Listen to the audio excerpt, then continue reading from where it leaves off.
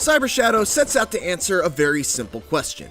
What would an NES Ninja Gaiden game look and play like if it were made today? Admittedly, it's a hypothetical that The Messenger already sort of answered back in 2018, but look, sometimes questions like these can have multiple good answers, and Cyber Shadow is no better proof of that.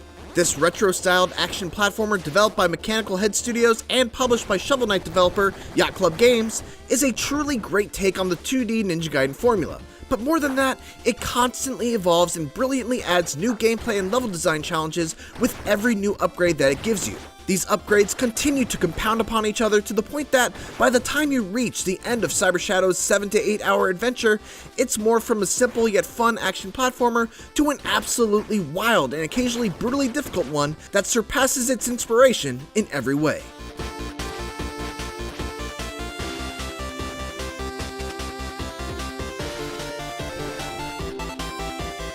Cyber Shadow puts you into the pixelated ninja boots of the titular Shadow, who awakens from an incubation pod to find a destroyed city that's been overrun by out-of-control machines, and he is tasked with rescuing his master and freeing his clan from the clutches of the evil Dr. Progan. It's got a nice nostalgic feel, but it's a serviceable story at best and suffers from a lack of personality in its writing and its characters. But where Cyber Shadow does deliver, however, is in its gameplay. It really hits on all fronts. Level design, enemy variety, character progression, boss battles, it's all top notch. Your set of tools begins very modestly. Shadow can jump and slash his sword horizontally and, well, that's it. This limited moveset is a large part of what drives the challenge in the early goings because enemies and obstacles approach from all angles, but you can only hit things that are directly in front of you. Much like in, well, you guessed it, Ninja Gaiden.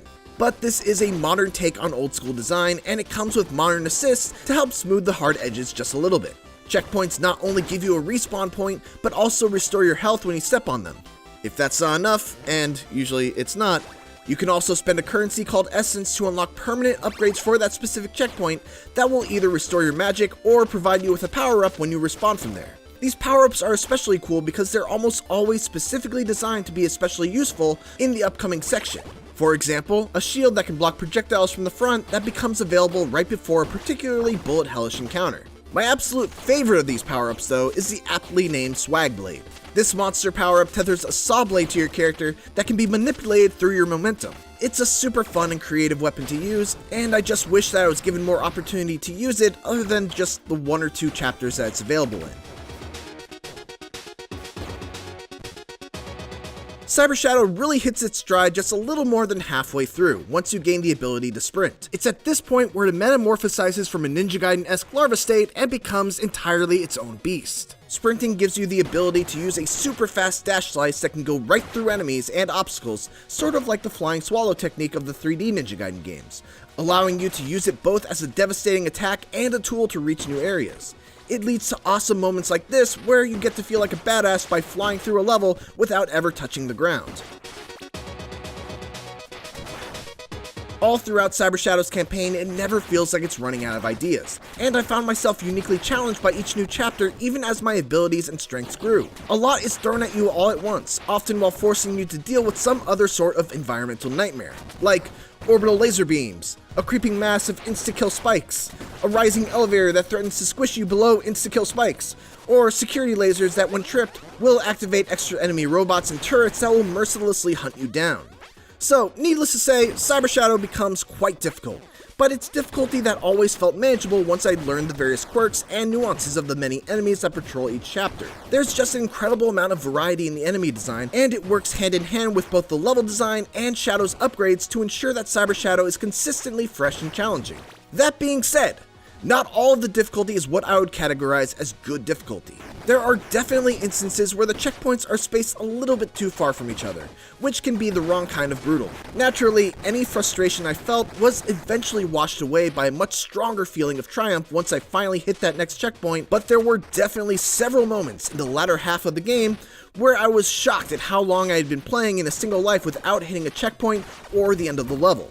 As for the post-game, there's currently no New Game Plus or other difficulties, but you can return to earlier levels and search for upgrades and collectibles you might have missed and go for that 100% completion. There's also the signature Yacht Club list of feats that provide a unique set of challenges which are pretty fun to go for even if they don't actually reward you with anything. Finally, it's worth mentioning one other similarity between Cyber Shadow and The Messenger. Their soundtracks are both absolute bangers. Cyber Shadow is a wonderful merging of old school aesthetic and modern design sensibilities, much like Shovel Knight was back in 2014. Sure, its story is forgettable and some of its checkpoint placements are far enough apart to make me hesitant to apply a tough but fair label without caveats, but the way it evolves and changes over the course of its 7 to 8 hour campaign, thanks to excellent level, enemy, and progression design, is exemplary. Combine that with what's an early contender for Best Soundtrack of 2021, and it's easy to see Cyber Shadow as the start of something great for both Mechanical Head Studios and Yacht Club Games. For more Cyber Shadow, check out the first minutes of the game. And for everything else, keep it here on IGN.